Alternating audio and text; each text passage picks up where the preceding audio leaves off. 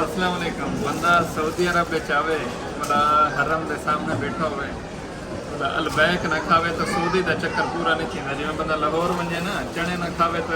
लाहौर का टूर पूरा नहीं थींदा। ते सऊदी अरब में अगर अलबैक ना खावे तो इलाही मज़ा नहीं आता। बस तकरीबन मेरे कने हर दूजा बंदा पुछी पे अलबैक खाधे उन्हें देखो 1 2 3 अस बंदे त्रै अस मंगवा के अल्हम्दुलिल्लाह सॉरी 5 भूल गया मैं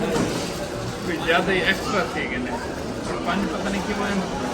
बने आते। और अल्लाह पाक ये भी कबूल करे रिज़्क़ के हलाल है रात नहीं जागते हैं मेहनत करें अल्लाह पाक सारी मेहनत सजे की सबको अपने दर से सजे सी और इतना सबको टुकर नसीब थी ना पे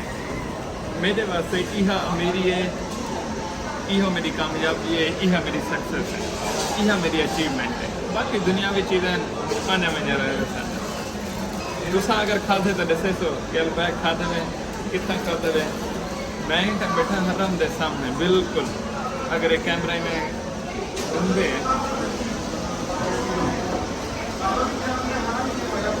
बिल्कुल हरम के सामने बैठा सामने बिल्कुल मीनार हैं हरम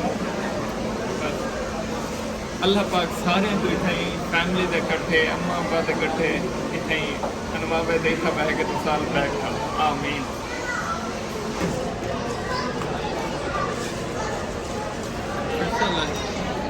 अच्छा सारे स्पेशल है नहीं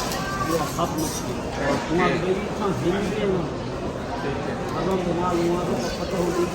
गुलाब बच्चा अच्छा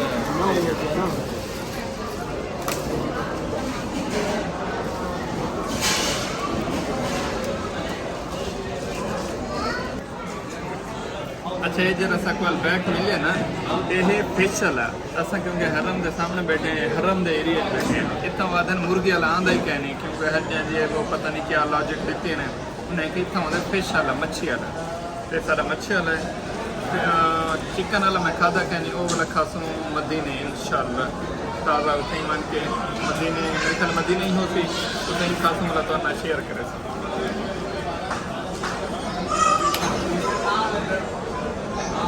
जी हाँ